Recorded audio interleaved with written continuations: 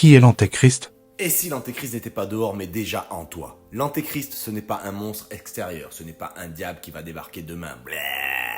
C'est tout ce qui en toi nie ta lumière, tout ce qui te fait croire que tu n'es pas assez, que tu dois te cacher, que tu dois te conformer, que tu dois chercher l'amour et la valeur dehors. On t'a appris à vouloir des millions, une image parfaite, la plus belle femme ou le plus bel homme. À croire que ton bonheur se cache dans la validation, les likes, la comparaison.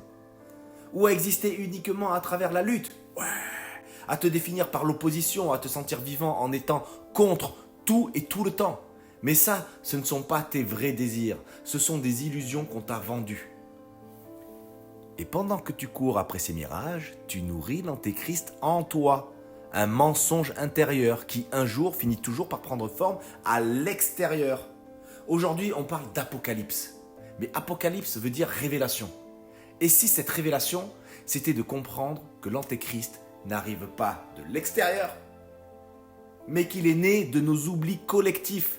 Une époque entière qui a mis sa foi dans l'extérieur, dans la technologie, dans l'argent, dans l'image. Une époque qui s'est coupée de sa lumière intérieure. Plus on nourrit cet oubli, plus on fabrique un antéchrist collectif. Et un jour, il prendra forme. Il pourrait être une IA toute puissante, un leader absolu, un sauveur extérieur, c'est-à-dire un faux sauveur, peu importe la forme. Parce que plus on oublie notre lumière, plus on crée des dieux à l'extérieur. Le Christ, c'est un chemin initiatique, un rappel que tu es une part du divin. Le Christ, c'est la partie de toi qui se souvient qu'elle est lumière. L'antéchrist, c'est ce qui t'en sépare, ce qui te fait oublier.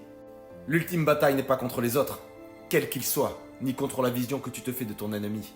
Elle est contre l'oubli de ce que tu es.